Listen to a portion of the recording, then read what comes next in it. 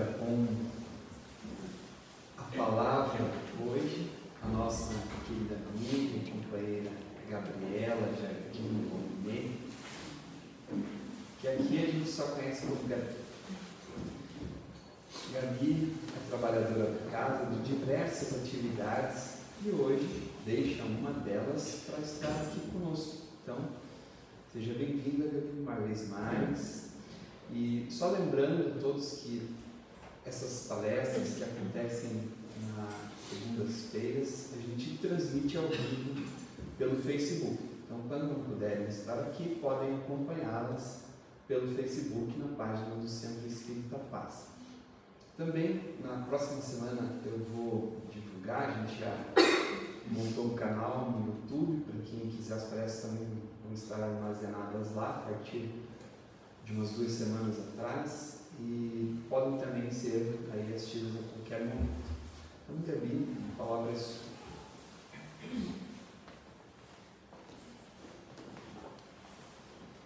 Boa noite a todos. Boa noite. É um desafio para mim estar aqui, né? Porque eu geralmente falo para as crianças e, teoricamente, a gente sabe mais que as crianças, né?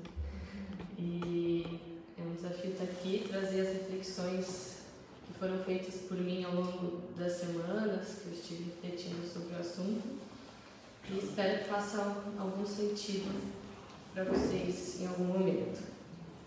Então, que os nossos amigos espirituais estejam junto conosco nessa noite. Então, o tema de hoje é a felicidade na Terra. Será que ela é possível? E a gente vai tentar fazer uma reflexão acerca desse tema. E eu peguei 2 livros para a gente fazer a conexão. Um deles é o Livro dos Espíritos, que é o primeiro livro da codificação espírita, escrito por Allan Kardec. É um livro de perguntas e respostas sobre todas as questões acerca da vida, da alma.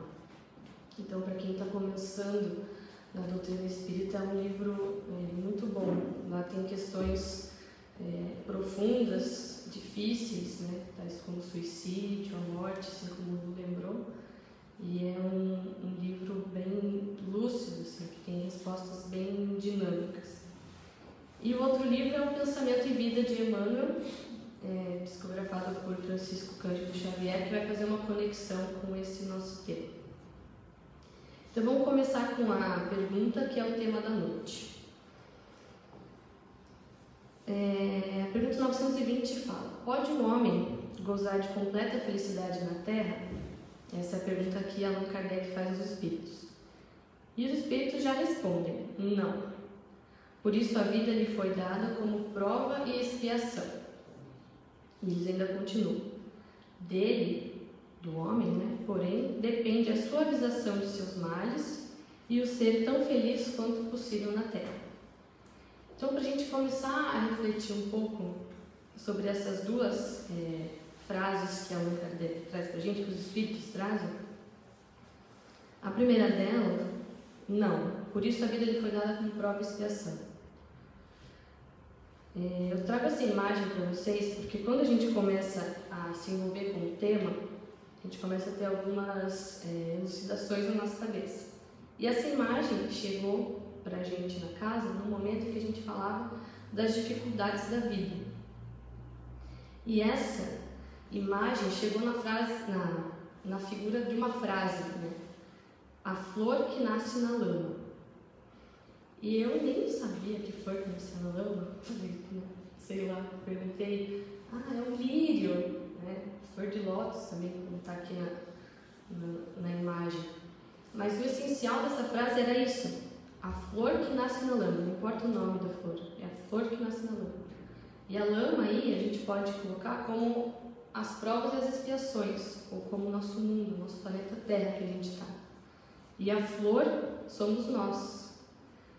Então Deus, Ele consegue tocar a gente ou transmitir algumas mensagens sutis em algumas figuras que estão aí na natureza, né? Nas imagens mais simples. Deus fala conosco a todo momento. E essa imagem, para a gente começar a nos conectar com o tema, para que a gente lembre dela, né? que é possível sim nós florescermos como a flor de lótus ou lírio, mesmo num ambiente difícil, que tem pouca luz. Essa flor, ela emerge da água e emana um perfume. E notem que ela não está suja ali, né? Ela está bem limpa. Então, que essa imagem possa nos acompanhar hoje. E aí a segunda parte, né, que é dele porém, do homem porém, depende a suavização de seus males e o de ser tão feliz na terra. Vamos entender o que a gente está falando desse ser feliz. Então eu trouxe maçãs, né, mas elas são diferentes entre si. E eu uso as imagens porque eu sou designer, então tudo tem que ter uma imagenzinha, que senão eu não consigo explicar, me perco, né? Então, ser feliz. Será que a gente está falando de alegria? Será que a gente está falando de prazer, de euforia, quem sabe, de satisfação? Porque esses sentimentos, às vezes, se confundem na nossa sociedade. Às vezes a gente vê uma pessoa alegre e, nossa, está feliz. Não é bem essa felicidade que a gente está falando que é relacionada à alegria ou prazer, né? A alegria ela é momentânea, ela é passageira. O prazer ele é mais que momentâneo, é rápido, né? A gente foi falar da questão bem mundana do significado dessas palavras. A euforia, então, ela tira o nosso ar. Isso não pode ser felicidade, né? E satisfação tem um quê um pouco ali egoísta ainda, né? Ah, eu estou satisfeito com isso, tem um quê de orgulho às vezes.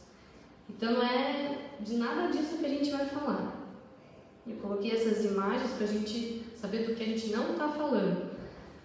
E se a gente fosse fazer uma palestra, daria para fazer uma palestra só sobre alegria, só sobre prazer, euforia e satisfação. Mas aqui a imagem é a questão da felicidade. Se fosse a gente colocar como uma imagem, de repente, o ser feliz, seria uma imagem assim, desse equilíbrio, de uma coisa mais plena, de uma coisa contínua. A felicidade, então, ela precisa ser cultivada para a gente poder manter esse equilíbrio, né? Porque se eu tiro ali uma pedra, já vai dar uma balançada. Então, o ser feliz, né, que Kardec vai falar, é essa questão da gente se sentir pleno, né, dentro de nós. E aí eu fui buscar subsídio para a gente poder conversar um pouco sobre a felicidade, como chegar nela, o porquê que a gente busca tanto, nessa obra Pensamento e Vida do Emmanuel. E me veio na cabeça, procure um pensamento e vida. Daí eu fui lá e eu costumo fazer umas buscas assim de palavras, né? Claro, felicidade dentro desse livro. E a felicidade apareceu em 2 momentos. Ela apareceu no item 19, e o título é Prosperidade, porque esse livro é um livro de mensagens que cada uma tem um tema. Então, prosperidade, hábitos, assim vai, medo, amor. E a felicidade apareceu primeiramente em prosperidade e em hábitos. E aí eu fui ler, né, o que cada um nos falava. Então a gente vai, toda hora eu vou voltar para Allan Kardec no Livro dos Espíritos e vou também fazer essa conexão com o Emmanuel nesse livro. Então ele começa definindo esse item prosperidade como prosperidade na Terra quer dizer fortuna, felicidade. E aí, essa prosperidade para mostrar como que o homem na Terra, ele quer dar significado para alguma coisa e fortuna ali, felicidade e prosperidade. Talvez seja, dentro daqueles sentimentos que a gente falou, alegria, prazer, prosperidade seja o mais próximo, porque prosperidade dá uma ideia dessa plenitude, da gente poder estar um pouco mais sereno, né? E Emmanuel fala, milhões de pessoas vivem hoje à cota do ouro, à procura desse ou daquele valor, mobilizando a energia mental, dos pensamentos, que constitui a base das nossas emoções e desejos. Então, nessa procura da felicidade, dessa prosperidade, as pessoas se movem seus pensamentos, movem suas atitudes, seus sentimentos em prol do ouro, digamos assim, que são os bens materiais, né? Então a gente passa muito tempo à procura disso e esquece um pouco do outro lado. E por isso que o conceito de prosperidade na Terra ele é um pouco discutível, né? Porque a prosperidade para mim, que é essa busca do material para mim, pode ser diferente do que para outra pessoa.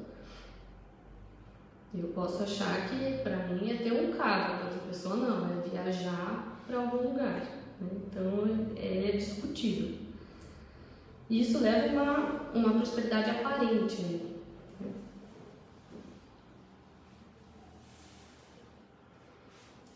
E aí, né, ele fala que muita gente, pela reflexão mental, e ele põe isso muitas vezes, que a nossa mente é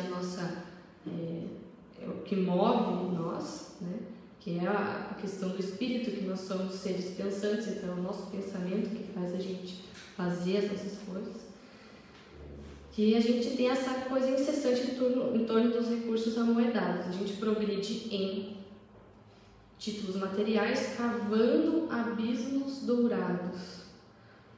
Então, de que serve, será?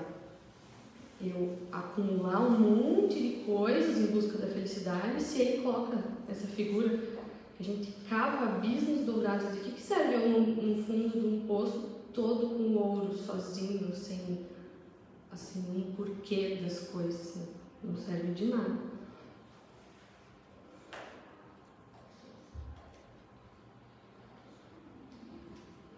E aí que ele fala dessa prosperidade aparente.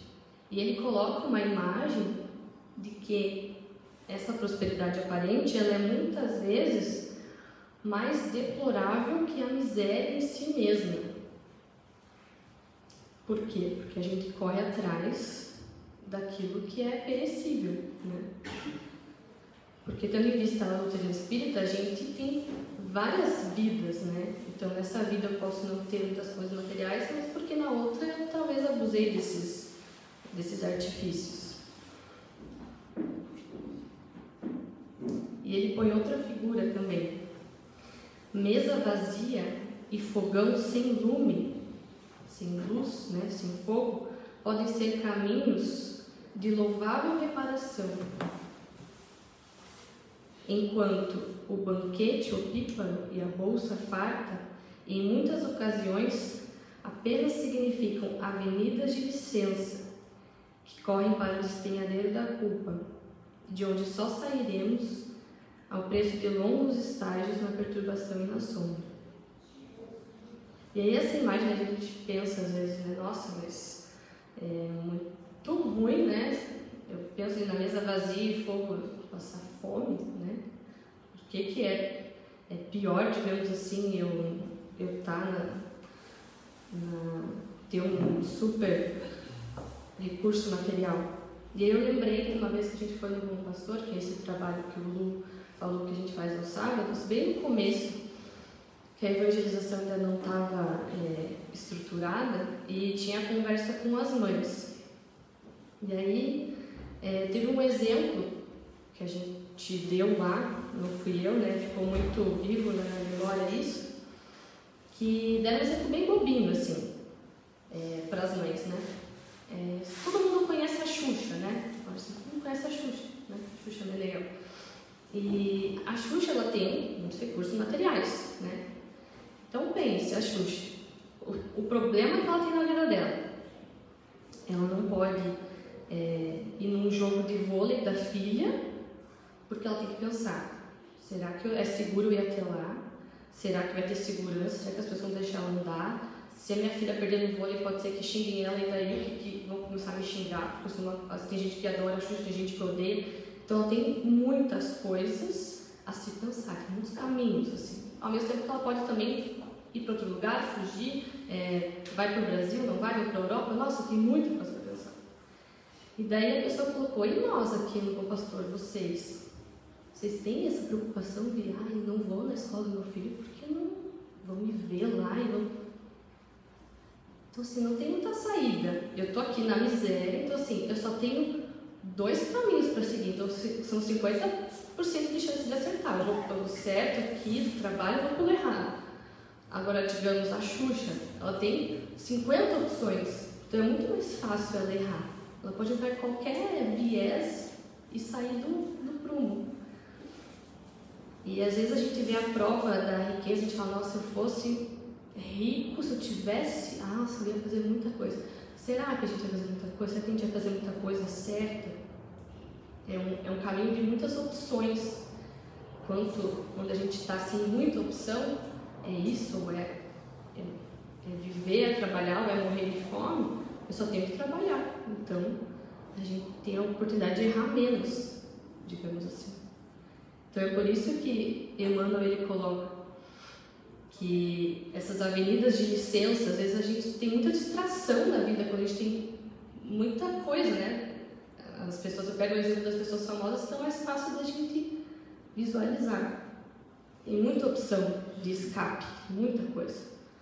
E às vezes a gente, naquela mesma rotina, naquela mesma coisa, a gente fala, nossa, que chato. Mas olha que oportunidade de não errar que a gente está tendo. Eu só tenho essa opção, eu só posso ir trabalhar todo dia e levantar. Então, que bom, né? Que oportunidade de ser feliz que a gente está tendo. E aí, no próximo item, ele diz a respeito dos hábitos. Que os hábitos, eu peguei essa questão ali, essa imagem dos tempos modernos do Chaplin, não sei se já assistiram, assisti na faculdade, que daí ele fica fazendo o mesmo movimento, né?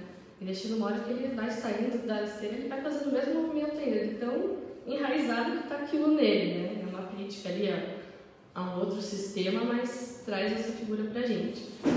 E daí Emmanuel define os hábitos como uma esteira, né? Essa esteira passando ali, digamos assim, de reflexos mentais acumulados, operando constante indução à rotina. Que é isso que a gente falou agora, a gente não tem opção, né? Vou seguir a rotina mesmo. E a gente tem que lembrar, dentro desse contexto, dessa esteira de reflexos mentais, não só nessa vida, que nós somos seres espirituais. Então, esses reflexos mentais, a gente traz conosco muita coisa das vidas passadas. Nós somos seres milenares. Então, às vezes a gente está num processo mental que é difícil da gente sair, mas a gente tem que tentar olhar um pouco essa esteira, o que está rolando aqui, o que está passando toda hora, para ver se não é hora de mudar alguma coisa. E até para a gente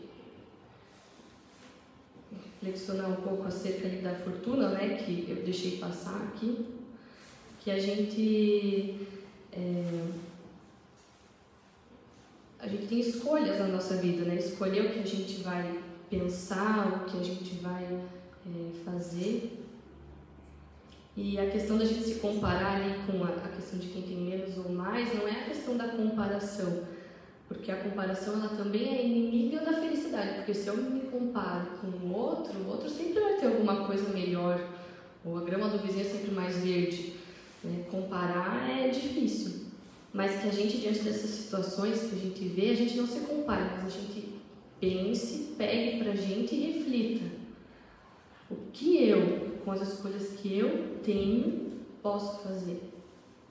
E não, se eu tivesse isso, aquilo, eu faria. Não, o que eu, naquela condição, faria? Pegar pra gente essa reflexão mesmo. Que é isso que o Espiritismo traz, né? Essa reflexão acerca de nós mesmos. E aí mais uma imagem que o Emmanuel traz e que ele relaciona com a questão dos hábitos, né? Que nós somos um barco ali no rio dos hábitos. Então, o rio está na correnteza e a gente está indo junto com aquilo que a gente sempre faz. E não será lícito, porém, ele fala, de modo algum desprezar essa rotina construtiva. Né? A partir do momento que a rotina é construtiva, a gente é um caminho a se seguir, né? Que é por ela que se levanta no seio do espaço e do tempo, conquistando os recursos que lhe enobrecem a vida. Então, às vezes, realmente, a gente tem que ficar mesmo, no mesmo lugar que a gente está, na família que a gente está. Às vezes a gente pensa, não, eu queria ir embora desse ambiente aqui, não quero. Mas será que não é a melhor coisa para você estar ali, para você tentar mudar o hábito, tentar mudar alguma coisa em você, que só aquele ambiente, que é aquele ambiente que te incomoda, que faz às vezes você mudar. Né? Uma coisa que incomoda a gente é uma coisa a se prestar atenção. Por que está me incomodando? O que é que eu tenho que melhorar, o que é que eu não tenho?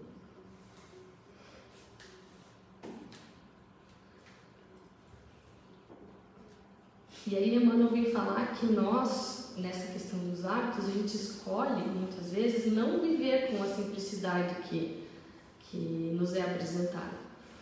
E que nós somos muito suscetíveis aos elementos exteriores que chegam para a gente.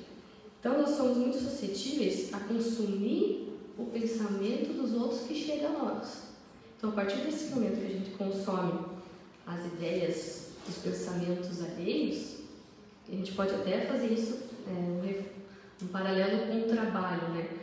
Quem trabalha em lugares com muitas pessoas é suscetível a isso.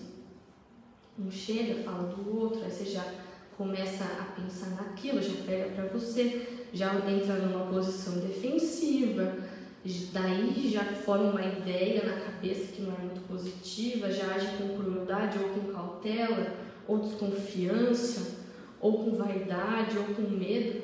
E aí a gente vai nesse processo, tudo em prol de não ser o mais simples possível.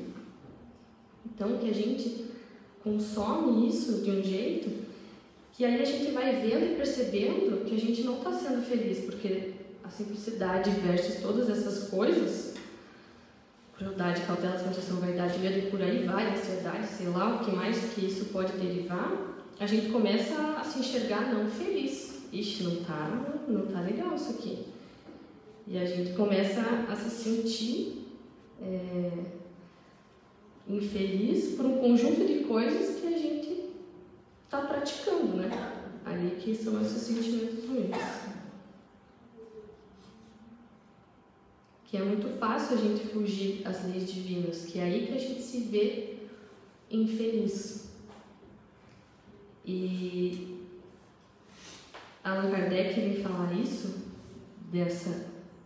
de fugir às leis divinas, na próxima questão, que é 921. Ele fala: pode-se conseguir uma felicidade relativa, então, já que não é possível a gente ser totalmente feliz, ele fala mais ali no livro, só resumir a questão ali para a essência. E ele fala que o homem é quase sempre obreiro da sua própria infelicidade.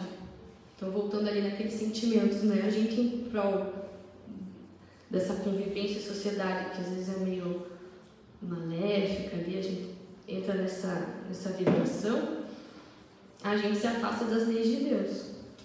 Mas, se a gente praticar essas leis de Deus, muitos mais se forrarão.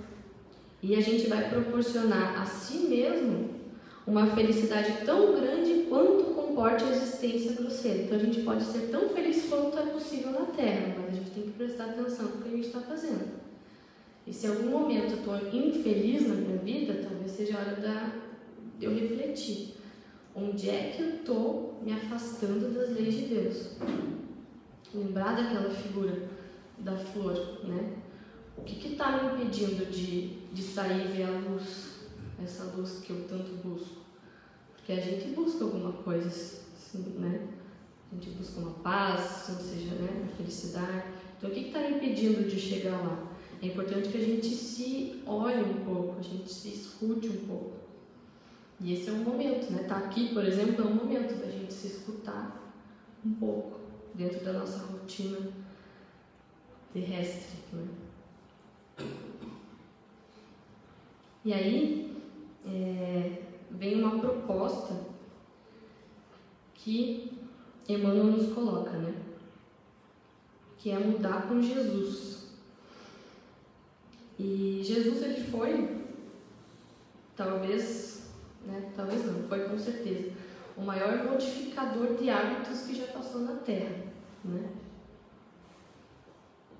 No livro Pensamento e Vida, Emmanuel fala a seguinte frase: a evolução, contudo, impõe a instituição de novos costumes, Então, esses hábitos que a gente está acostumado, que se a gente não está feliz, a gente tem que rever, é essa evolução que a gente tem que fazer. Pegar aquela esteira lá que está passando um monte de coisa e dar um pause ali e ver, peraí, isso está passando na minha cabeça por quê?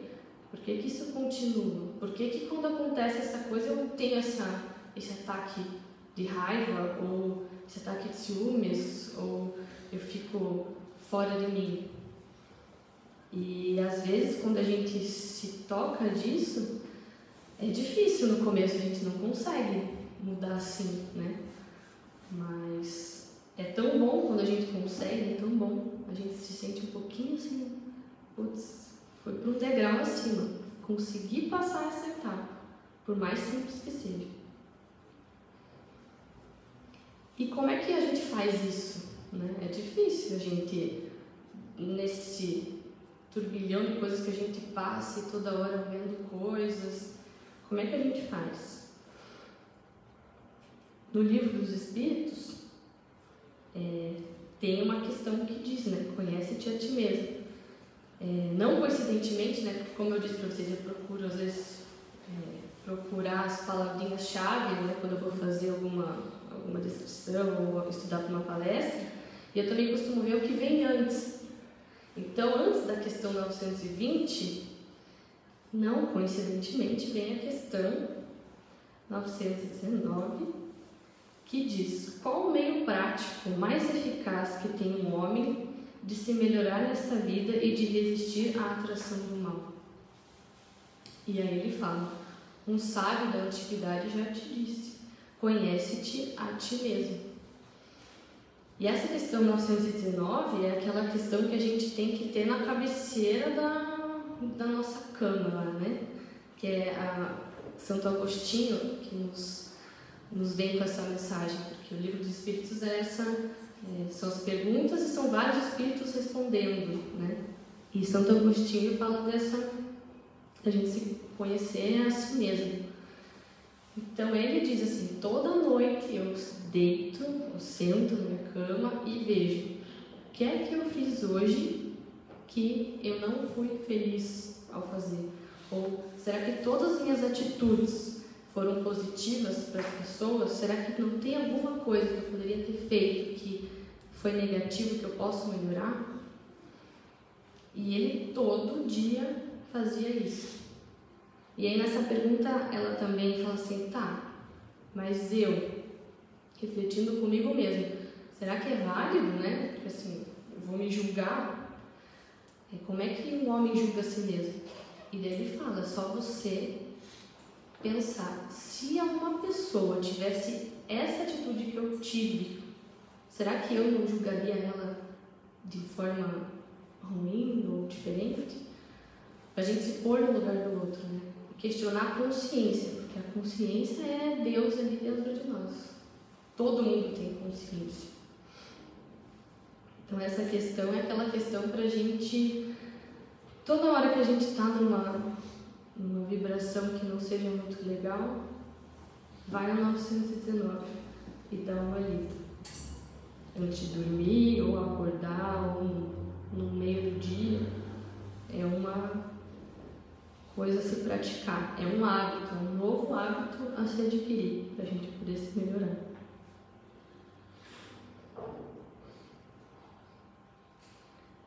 E aí Emmanuel fala, voltando no livro Pensamento e Vida: vemos no Cristo divino marco. Deixa eu voltar aqui, tenho que ver que não notei isso.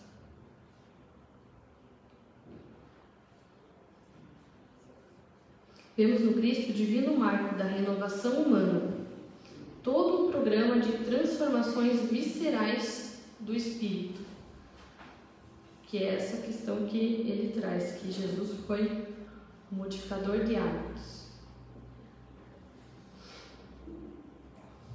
E por quê? Aí Emmanuel fala: Jesus, quando houve ofensa, o que ele trouxe naquela sociedade, né, com aquela violência? Ele trouxe simplesmente o perdão. Não era comum perdoar.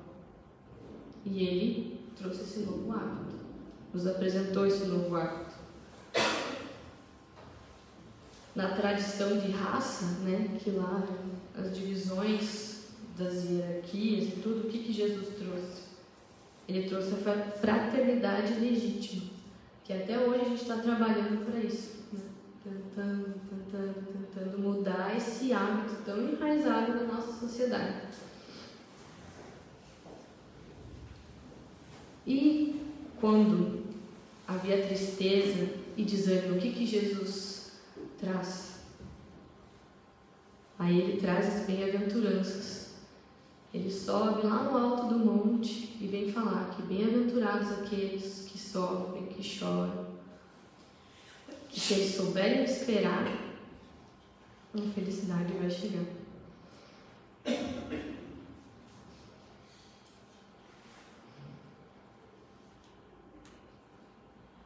Então, mudar com Jesus é a gente colocar na nossa vida o hábito da simplicidade, da gente tentar, e não é ser aquela coisa resumista, né? Porque a gente, quando começa a simplificar um monte de coisa, a gente fica aquela pessoa que, tanto faz, deixa eu fazer logo.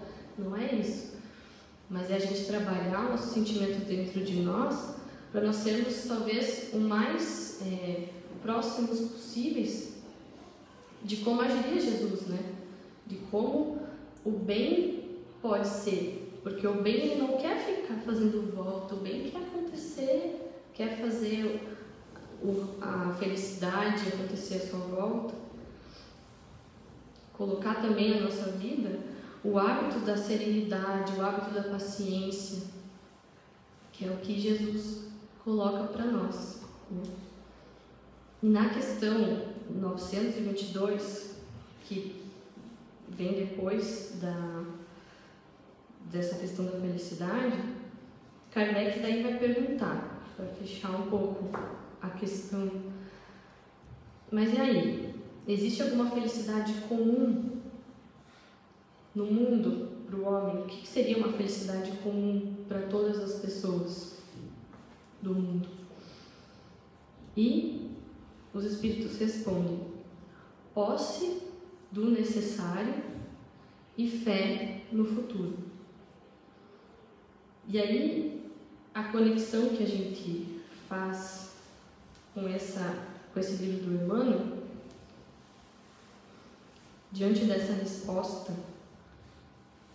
que Kardec teve dos espíritos, posse do necessário. Como é que será que Jesus nos ensinou a ter o necessário? Emmanuel vem dizer que Jesus dá o exemplo desde quando ele nasce até quando ele morre. Em todos os momentos, né? Jesus dá exemplos de tudo pra gente. E essa questão da felicidade, nessa questão das figuras, né, que eu vim trazer para vocês, posse do necessário. Jesus nasceu numa manjedoura de palha. Era necessário, né? Não precisava mais nada. Então, o mínimo para ele nascer ali era aquilo. A manjedoura, os animais, não precisavam de nada mais, né? E quantas vezes a gente corre atrás de algumas coisas, será que é realmente necessário para mim isso? Será que realmente eu tenho que pegar o meu tempo que eu estou trabalhando e aí consumir tudo aquilo, né? Aquelas coisas amoedadas, digamos, e vou investir naquilo lá que, nossa, é tão árduo para mim conseguir? A gente tem que fazer também a conta espiritual, também o outro lado, né? Será que é necessário mesmo, além desse peso ali do tanto que eu trabalhei, que eu sofri, será que isso é necessário para mim? O que isso vai fazer diferença daqui a 2, 3, 5 anos, eu ter esse carro maravilhoso? Ou eu ter a jaqueta que todo mundo está tendo, tênis, será que eu não posso esperar ou deixar, né? Porque às vezes a vontade passa dessas coisas, as coisas passam, as coisas materiais passam tão rapidinho, é só você não comprar na hora que você já vai ver também, já vai ter outra coisa para você fazer ou para você consumir. Assim é a sociedade que a gente vive, né? Mas a gente tem que frear um pouquinho esse nosso impulso, porque senão a gente só fica nessa esteira de hábitos, ali, nessa busca. E lembrar da imagem, né? Jesus nasceu num berço de palha, né? Na manjedoura, nos ensinando a esse hábito da simplicidade, né? Tem coisa mais simples que isso. O espírito mais evoluído que passou na Terra não nasceu numa casa que nem a da Xuxa, ele nasceu numa manjedoura. E essa fé no futuro, então, desde o seu nascimento, com a posse do necessário, até fé no futuro. E a fé no futuro aí ela vem com o que material, né? A posse do necessário que Allan Kardec fala do material, e a fé no futuro do que espiritual. Porque só alguém com muita fé que Deus está do nosso lado, e que existe uma vida após a nossa vida e que ela é eterna, que morreria na cruz, nos dando esse exemplo do hábito da serenidade e da paciência. E só Jesus, né, pode nos exemplificar. Então eu vou já terminar a nossa explicação da noite, né? E vou encerrar com uma frase do Emmanuel, que ele dá um caminho, ele dá tipo uma receita pra gente conseguir essa felicidade que a gente tanto busca. E ele nos fala assim, ele encerra esse item do hábito. Não podemos desconhecer, todavia, que somente adotando a bondade e o entendimento, com a obrigação de educar-nos e o dever de servir, como hábitos automáticos nos alicerces de cada dia, colaborando para a segurança e felicidade de todos, ainda mesmo à custa do nosso sacrifício, é que refletiremos em nós a verdadeira felicidade, por estarmos nutrindo o verdadeiro bem. Então, que a bondade, o entendimento,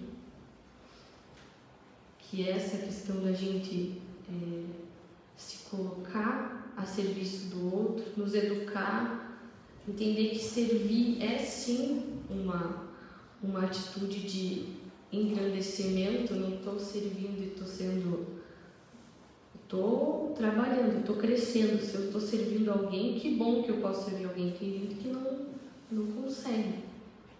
Que bom que eu estou podendo levantar cedo, servir uma sopa para alguém. Ou que bom que eu sou aquela pessoa que a minha família vem me procurar porque não sabe mais o que falar, né? Que bom. Às vezes a gente fica, nossa, não aguento mais porque as pessoas vêm procurar. Talvez você seja a única pessoa que ela confia. Que bom, né? Para a gente não se sentir, nossa, todo mundo vem em cima de mim. Não, vamos tentar transmitir um pouco, ser feliz em servir, né? Que essa segurança e essa felicidade que a gente transmite para os outros, mesmo que a gente se sacrifique um pouco, nossa, não estou conseguindo nem descansar direito de tanto que eu sou solicitado. Que bom que a gente não é aquela pessoa que está solicitando. Que bom que nós somos aquele que estamos atendendo alguém. E é aí que a gente reflete a verdadeira felicidade, porque a gente tem que construir esse bem dentro de nós. A gente só constrói o bem dentro da gente quando a gente divide esse bem com os outros. E é aí que Emmanuel fala, né, que a verdadeira felicidade só vem aí, quando a gente consegue passar ela adiante. Então, muito obrigada a todos.